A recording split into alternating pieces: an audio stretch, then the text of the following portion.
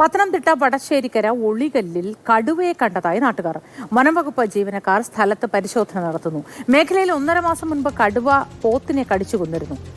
CK Abhilal വിവരങ്ങളുമായി ചേരുന്നു. അഭിലാൽ, എങ്ങനെയാണ് കടുവയുടെ സാന്നിധ്യം ഉള്ളതായി നാട്ടുകാർ പറയുന്നത്? നേരത്തെയും ഇത്തരത്തിലൊരു സംഭവം അവിടെ ഉണ്ടായിരുന്നല്ലോ, ഈ പോത്തിനെ കടിച്ചു കൊന്ന സംഭവം.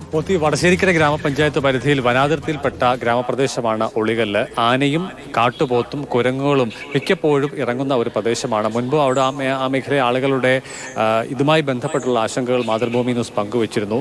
ഇന്ന് പുലർച്ചെ 5:30 ഗ്രാമ അതിർത്തിയിൽ വരുന്ന വനമേഖലയോട് ചേർന്ന ഇടത്ത് കടുവയെ കണ്ടു എന്നുള്ളതാണ് നാട്ടുകാർ നൽകിയിട്ടുള്ള വിവരം.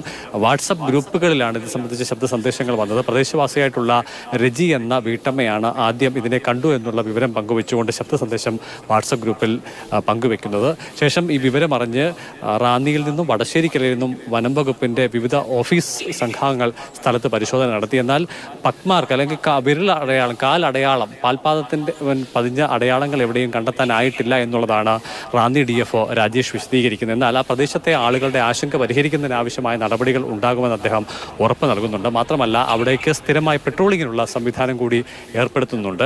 ഒക്ടോബർ മാസം 28 ഇവിടുത്തെ ഒരു സ്വകാര്യ ഫാമിൽ നിന്നും മേയാൻ വിട്ട പോത്തിനെ കടുവ കടിച്ചു കൊണ്ടിരുന്നു. വനംവകുപ്പ് സ്ഥാപിച്ച ക്യാമറയിൽ കടുവയുടെ ദൃശ്യങ്ങൾ ലഭ്യമായി. ഈ കടുവയെ പിടികൂടുന്നതിനായി അവിടെ സ്ഥാപിച്ച കൂട് ഇപ്പോഴുമുണ്ട്.